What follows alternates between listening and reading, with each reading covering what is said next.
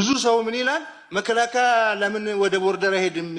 በውስጥ ግጭት ምን ያደርጋል ብሎ ጥያቄ ይጠይቃል። በህገ መንግስት የተቀመጠውን የሰራዊት ማቋቋሚያ አዋጅ አንብብ በሉት። መከላከያ ሰራዊት ከአማራ ክልል የት ሄዳል? መከላከያ ሰራዊቱ ራሱ አማራ ነው።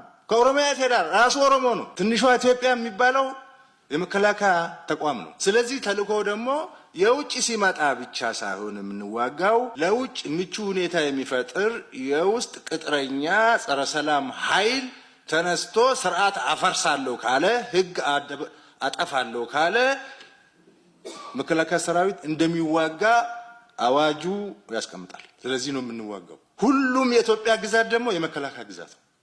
አማራ በለው፣ ሶማሌ በለው፣ አፋር በለው፣ ኢትዮጵያ በለው፣ ሁሉም ግዛት የኢትዮጵያ ማን ነው? የመከላከያ ሰራዊት ግዛት ነው፣ ቦታ ነው፣ መንደር ነው፣ መኖሪያው ነው፣ መሬቱ ነው። የት ነው የሚሄደው? ማን ነው ሂድ የሚለው? እሱ የጠበቃትን አገር ለቀህ ሂድ አይባል። አንተ አሜሪካ ቁጭ ብለህ ለዚህ ግዙፍ ተቋም እንደዛ አይነት ተልእኮ መስጠት አትችልም። አንተ ንቅል ነህ በሉት። ንቅል ነህ።